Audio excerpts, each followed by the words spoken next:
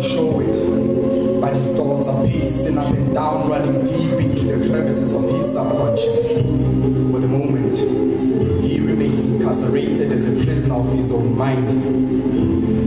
And even though it is a Friday, which is his payday, he still doesn't show it. Instead, he sits alone, blank-faced eyes, staring into his paycheck, almost as though he's trying to calculate the wealth of his life against the values expressed in his weekly wage. His eyes tell it all. How he is internally engaged in a battle between self and conscience, love and hate. He remembers how he used to be the grapefruit of her eye because she hated apples, and how with every heartfelt word he would speak, he'd bring a smile upon her face. Now all he seemed to do was bring her pain, and every word that he speaks brings more tears to her eyes as he continues to tattoo more bruises upon her face.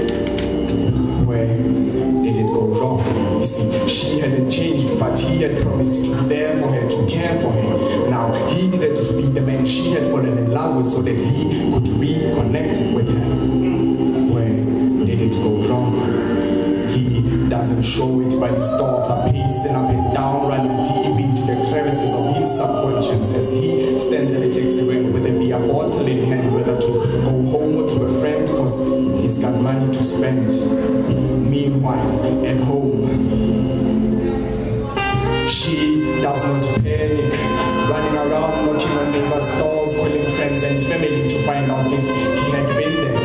It is after all a Friday, which is his payday, so he will only be making a reappearance on Sunday evening, ready to eat, sleep, waking up the next morning to resume his routine. So she does not panic. Instead, she sits alone, blank-faced eyes staring into open space, almost as though she's trying to extract the meaning of life from the emptiness of time itself.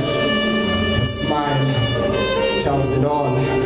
How she would run into his manly arms where she would be cocooned in a perfectly sized embrace of affection. She loved how he would say that he was custom made for her and she was part of his DNA. Her smile tells it all. How she is caught between love and hate. She struggles to keep up with their thoughts and their pace as she remains a prisoner of her own heart. As she remains a prisoner of her own heart. Her inner voice bellows out to cry.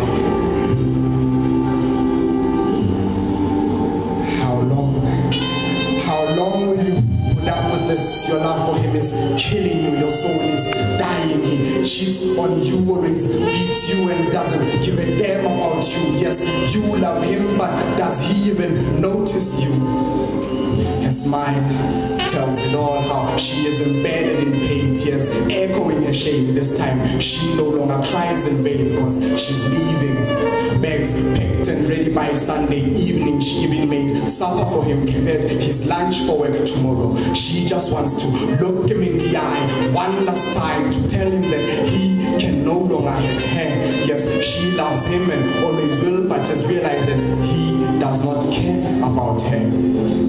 Where did it go wrong? Now as she sits and waits for him, she hears footsteps outside her door. She panickingly rushes to open for him.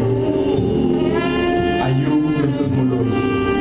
I'm sorry to have to tell you this, but your husband was involved in an accident on Friday evening. We just need you to come and identify his body. She does not panic, running around, knocking on neighbors' doors, calling friends and family, screaming, crying, shouting. Instead, she sits alone, solemn face, eyes staring into open space, almost as though she's trying to decipher if she too contributed to his death when she no longer wanted to be part of his DNA. Where did it go wrong? His eyes tell it all.